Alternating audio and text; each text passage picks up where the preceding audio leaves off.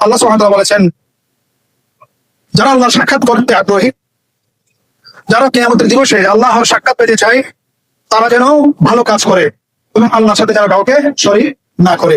কাজ করলে যেন ভালো কাজ করে এবং সেই ভালো কাজে আল্লাহর সাথে যেন শরীক না করে। আল্লাহ সুবহানাহু ওয়া তাআলার সাক্ষাৎ কিন্তু সবাই পাবে না, সেটা আপনারা জানেন কিনা? কুফার, মুনাফিকুন, ওরা আল্লাহকে দেখবে না। কিয়ামতের দিবসে সবাই কিন্তু আল্লাহকে দেখতে পাবে না, কেবল তারাই দেখবে যারা ভালো কাজ করে এবং সেই ভালো কাজে কোনো কাউকে শরীক করে না।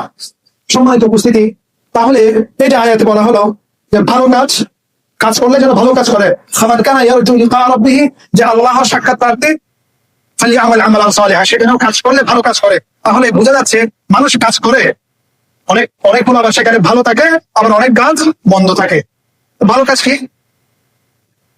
মুফাসসিরিনে কেরাম বললেন, ভালো কাজ হচ্ছে সেটাই যেটি রাসূলুল্লাহ সাল্লাল্লাহু আলাইহি সাল্লামের দেখানো পথে আদায় করা হয়, সেটি হচ্ছে ভালো কাজ, এবং যেটি আল্লাহকে পাওয়ার জন্য করা হয়।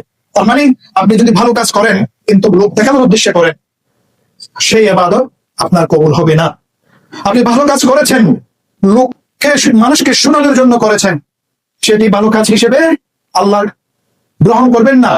কাজ ভালো, যথাযথভাবে আপনি এমন ভাবে সালাত আদায় করলেন যেভাবে রাসূলুল্লাহ সাল্লাল্লাহু আলাইহি ওয়াসাল্লাম সালাত আদায় করেছেন, কাইফিয়তে, ধরনে, সংখ্যায়, স্থিরতায়, রাকাতে, সময়ে যথাযথ করেছেন, কিন্তু উদ্দেশ্য যদি থাকে কেউ আপনাকে দেখে প্রশংসা করুন, অথবা আপনার নামে বিভিন্ন ভাবে সমাজে প্রচলিত হচ্ছে এই লোকটি অনেক বড় পরহেজগার, এই আশায় যদি আপনি ভালো কাজ করেন, তাহলে আপনার আমল কবুল হবে না।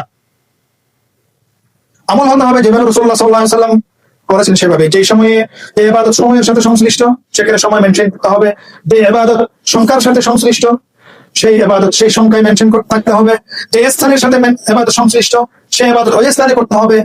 যে জেন্ডারের সাথে আপনার ইবাদত সংশ্লিষ্ট, সেই জেন্ডারকে মেনশন করে করতে হবে। যে ধরনের সাথে সংশ্লিষ্ট, সেই ধরনকে আপনাকে মেনশন করে করতে হবে। আপনি যদি এখন শাবান মাসে, রমজান মাসে রোজা রাখেন, সেটা হবে না। আপনি যদি বাইতুল মুকাররমে গিয়ে হজ আদায় করেন, সেই হজ আদায় হবে না, কারণ সেই হজ স্থানের সাথে সংশ্লিষ্ট।